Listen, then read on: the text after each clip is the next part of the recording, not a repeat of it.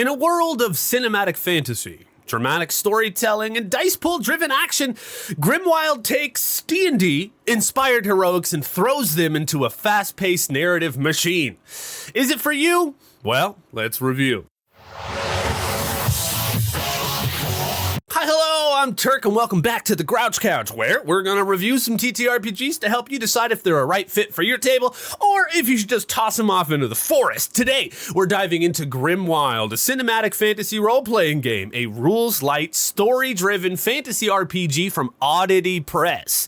Can it deliver the high drama and low-prep gameplay that it promises, or is it going to get lost in its own lore? Well, let's find out. First up, what is it? So, GrimWild is a streamlined, cinematic, character-driven fantasy RPG that blends heroic adventure with a rules-light, narrative-focused system. It's a completely, designed rework on the D&D 5e that we all love, which is kind of why I'm reviewing it today. So it is designed for players who love the tropes of D&D, but they want something faster, looser, more dramatic, something more close to home, right? So this thing was designed by Oddity Press. They did actually do a crowdfunding campaign that was successful right here in 2024. The system is a Moxie rule set, if you're familiar with that. Now, if you want to know where to get it, well, you can get a free edition just to get you started on DriveThruRPG, but the core rulebook PDF is $20 on DriveThruRPG. Please, you can use our link down in the description of the video to help support the show if you're interested in that. And also, they have a physical book that is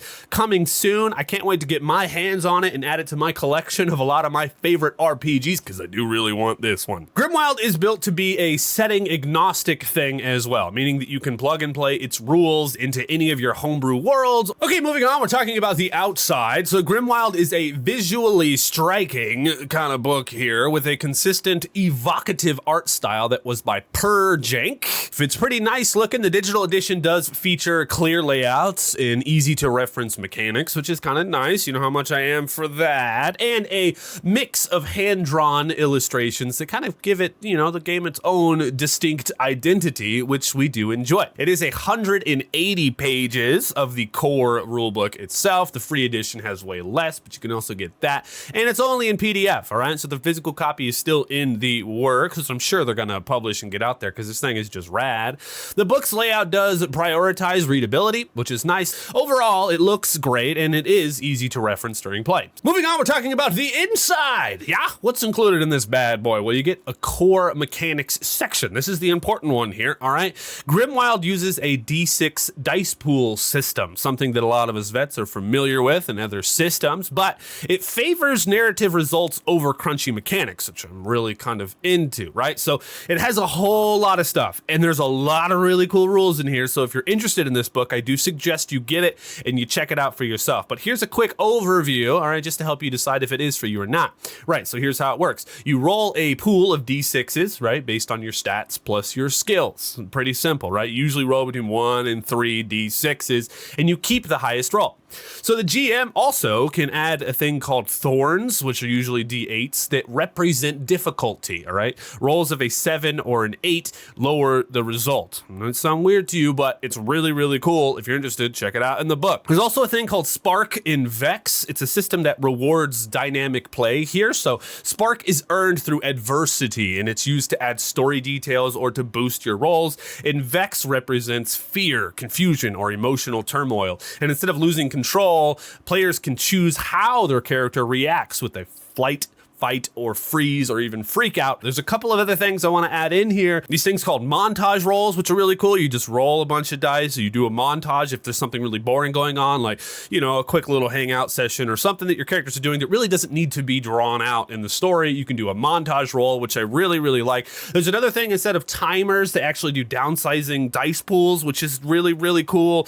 And it's in the book, and it's super cool. And this isn't a full review, so I can't, I'm not going to go into full details here. I know you guys are here for a quick is it for you review, but just know that I really want to go into full details about all these mechanics because they're very, very cool. This book also pushes you for like creative freedom. Again, I'm not going to go into all the rules here, but creative freedom, you could do set dressing, so you could add minor, common, or even sense details freely as a player, which is kind of really cool, and you can make assumptions about the set dressing. So like the GM really doesn't need to give every single little detail because you can assume things are there and then you can add them in as a player yourself. We really like this because a lot of us veterans have been dungeon masters before, and when you get a whole pool of dungeon masters playing the game, look, I could rant about how cool the system is for a little while, but I'm not going to. We're moving on to character creation. All right, moving on, we're talking about character creation. So building a character in GrimWild is about defining their narrative role as much as it is about defining their stats. And here's how it works. You choose a class. So you get classic D&D style classes here, barbarian, bard, cleric, etc. And each is redesigned a little bit for the thematic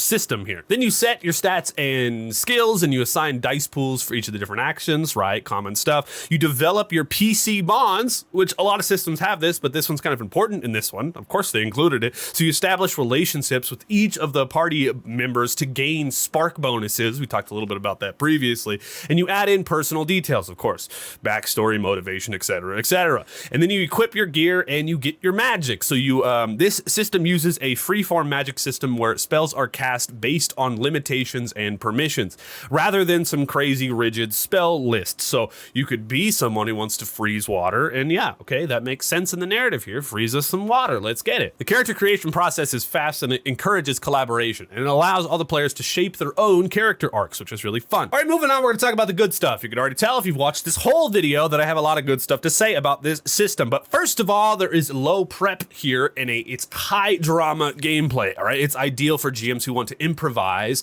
while maintaining engaging narratives the whole time. All right, this is not like Improv Quest where you don't know what's going to happen. You do know, but you still get a little bit of improv here. There's cinematic action. All right, the dice pool system and narrative mechanics make combat and exploration flow smoothly, which is really nice. This book is customizable and homebrew friendly. Okay, it's system agnostic, so you could take these awesome rules and implement them anywhere that you want to. All right, especially the diminishing dice pools or even, you know, other things like that. And it is an open licensed rule set. Thank you so much for doing that. We love this. That lets players modify the mechanics freely as you want to. You could add in stuff, remove stuff, whatever. It's really cool. There is a bunch of unique fantasy races and cultures in here, all right? And these add depth to character creation, of course. So there is solo and group play. So it comes with a solo guidelines section and a solo party mode for running a small group of characters on your own. It's really fun. I might do my next solo series with this system, who knows. GrimWild successfully streamlines fantasy RPG mechanics while keeping storyline at the forefront, and we love this. All right, so we'll talk a little bit about the bad stuff. I do think the lore could use a little bit more structure here in the book. The lands of Ithras and racial societies could be better integrated into the gameplay, but we all know we're all doing our own homebrew worlds and stuff when it comes to fantasy at this point, so I think it's, you know, it's just fine. It does lack a little bit of deep crunch, right? So if you like tactical gameplay and other kinds of stuff like that, this game might not be for you, might be a little too loose, all right? And the magic is abstract. Some players like spell lists. They like knowing exactly what they can do, and they like knowing exactly how they can do it. If there's no limitations, players might find this a little strange and out of the box for them. And it could use a little bit more GM guidance, all right? Now, there is some clear GM framework here in this book, but newer GMs may struggle a little bit, all right? You know how I am about newer GMs, and if you're one of those, I don't know why you'd be looking at GrimWild, but I'd maybe skip on this one. Is it for you? Well, I would say yes if you love character-driven storytelling with an emphasis on role-play, okay? If you want low-prep GMing, all right, fast cinematic action, if you love player agency, because they will have a lot of this in here, all right, and you like the flexibility of open-licensed RPGs, then this is all good stuff. But no, obviously, if you want crunchy mechanics and a fully detailed lore book and narrative dice systems, you don't like those, well, then maybe pass on this. GrimWild could be a D&D replacement. All right, it's a narrative fast alternative that thrives on improv, collaboration, and dramatic tension. I mean, it's what I would love D&D to be. All those years that I spent studying these books, I wish I was studying GrimWild instead because it's so cool. So, is GrimWild a cinematic fantasy RPG that you have been looking for? I don't know. If you like narrative-driven stuff, maybe. Let me know down there if it's a perfect fit for you. Let me know in the comments what your thoughts are on this system because we'd love to hear them. And if there's anything I missed that you think that should be included, put it in the comments comment so all of our fellow nerds can read it and check it out. All right. If you want any more crazy TTRPG antics and reviews and other kinds of stuff like that, we're always doing nerdy stuff here on the couch. All right. So give us a subscribe and drop a like to let me know that you did enjoy this. If you found it helpful or entertaining in any kind of different way, I have been Turk, my friends. Sit on the couch with us for a little while and roll initiative. See you next time.